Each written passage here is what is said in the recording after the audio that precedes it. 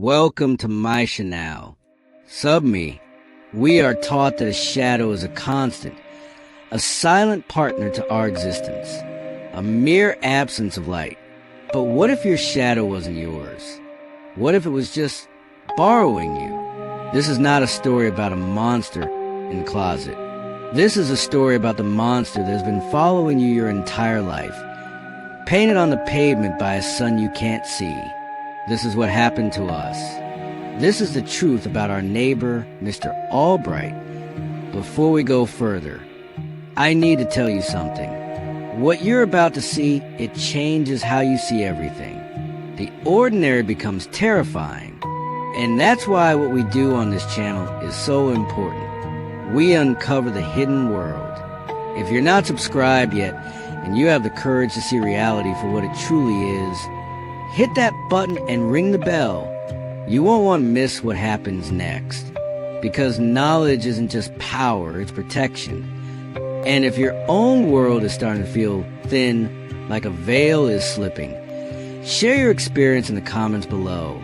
We read every single one. Your story could be the warning that saves someone else.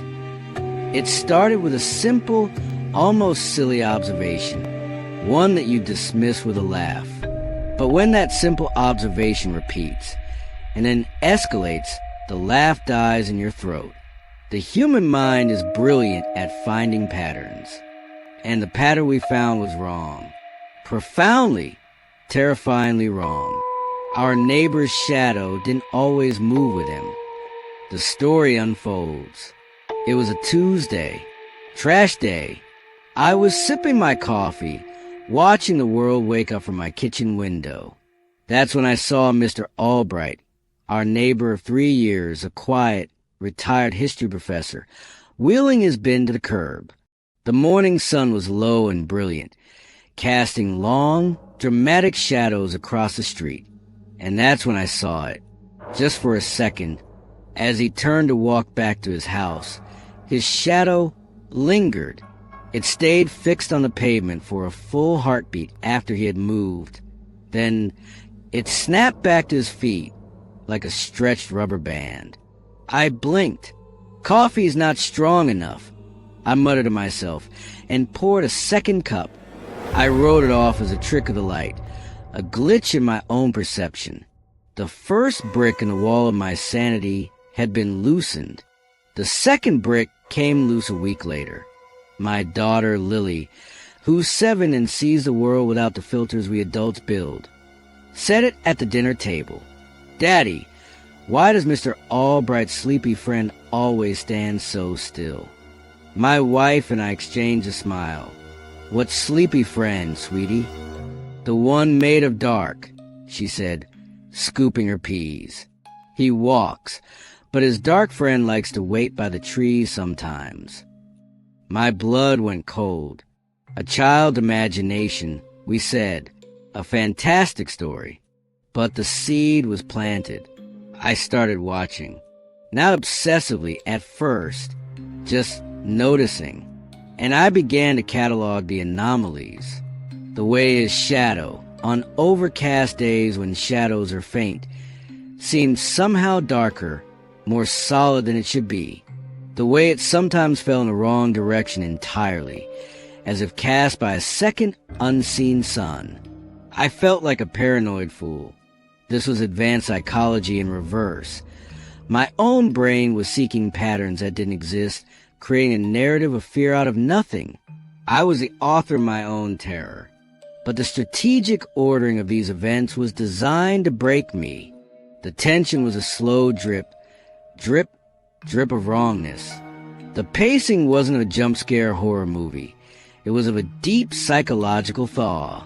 The ice of my reality was cracking, and I could hear the groans beneath the surface. The payoff, the moment the structure of my understanding shattered, happened on a night with a full moon. I was taking out our own trash. The moon was so bright it cast sharp, silvered shadows. I saw Mr. Albright in his backyard, standing perfectly still, staring up at the moon, and his shadow, it was stretched out long and deep towards a house. toward my house. And as I watched, frozen in the dark of my own driveway, I saw the shadow move. Not with him. He was a statue, but the shadow, it tilted its head. A smooth, deliberate motion that his physical body did not mirror.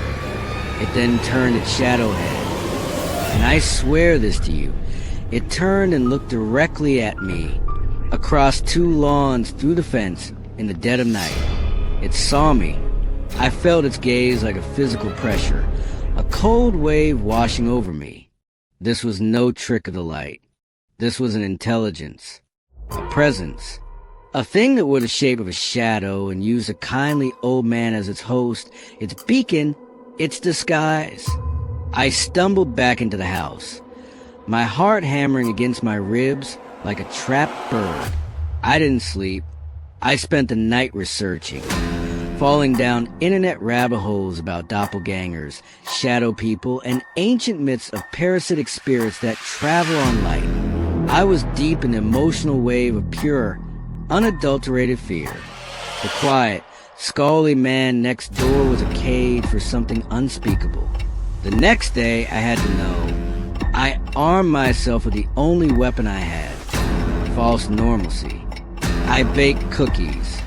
A neighborly gesture, I told my wife, my voice shaking only slightly. I walked to his door, a plate of chocolate chip cookies in my hand, a shield of pathetic suburban normality. He answered with his usual gentle smile.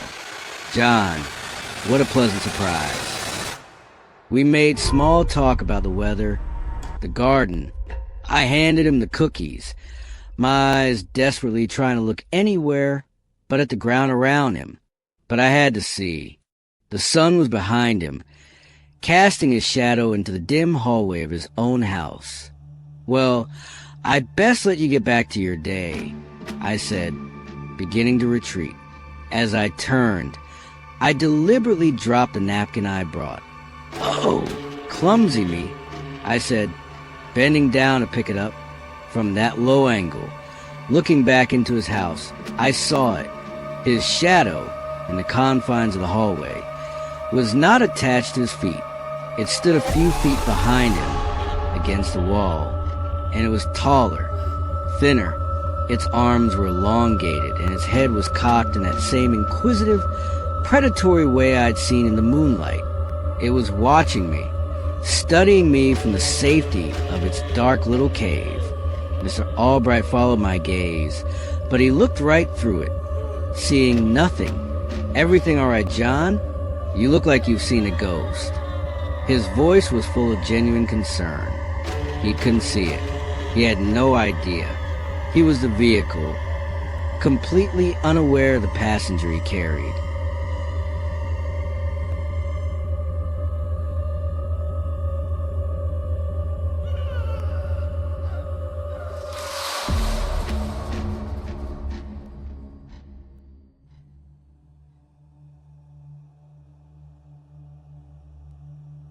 I muttered an excuse and practically ran home. The entity had revealed itself to me. Why? Was it bored? Was it hungry? The tension was now a screaming siren in my head. The pacing of the horror had escalated from a slow burn to a raging fire. That was last week. Since then, the activity has shifted. It's no longer just attached to him. I've seen it in our own yard. A patch of darkness under the oak tree that is too dark, too deep. I saw it last night, outside, not his shadow. Ours, mine and Lily's, cast by the porch light. And as we walked into the house, her shadow, my little girl's shadow, turned and waved goodbye to the darkness under the tree. And the darkness waved back. It's learning. It's reaching out. It's found new points of attachment. So now you know what to look for. Watch the shadows, not just the ones that move, but the ones that stay too still, the ones that are a little too dark, the ones that don't quite match. Because it's not about Mr. Albright anymore. The entity has seen me.